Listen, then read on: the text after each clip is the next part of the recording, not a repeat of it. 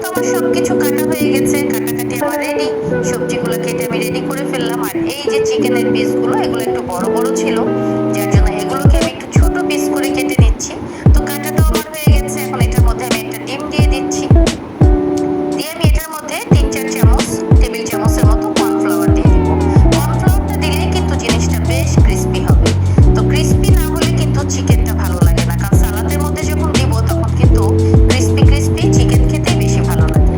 তারপরে এই যে আমি তেলের মধ্যে সবগুলো চিকেন একটু ব্রাউন কালার করে ভেজে নিব। একটু এপাশ এপাশ উলট পালট করেই ভেজে নিতে হবে। তো এই তো আমার ভাজাটাও মোটামুটি কমপ্লিট হয়ে গেছে। এগুলো আমি এখন একপাশে তুলে রেখে দিচ্ছি। এখন আমি কিছুটা বাটার নিয়ে নিচ্ছি। এই বাটারটা আমি এখন একটা ফ্রাই প্যানের মধ্যে দিয়ে দিচ্ছি। তারপরে যেটা হবে, আমি এই যে প্রায় ১০০ গ্রাম বাদাম দিয়ে দিলাম।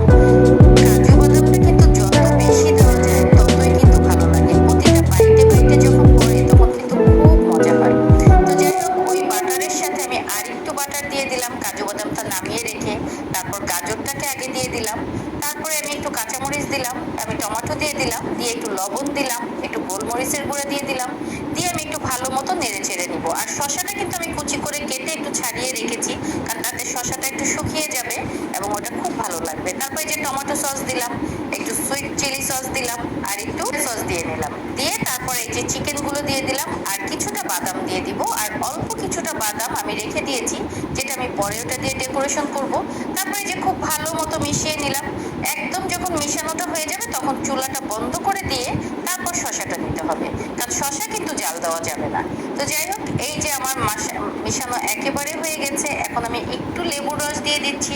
লেবুর রস দিলে কিন্তু ফ্লেভারটা খুব ভালো হয়। তো আমার কেশর সালাদটা একেবারে রেডি হয়ে গেছে। দেখেন দেখতে কতটা ইয়াম্মি লাগছে, খেতে কিন্তু দারুণ হয়েছিল। পরে এই যে আমি কেশরটাও দিয়ে দিলাম উপর থেকে। আমার সালাদটা একেবারেই রেডি হয়ে গেছে।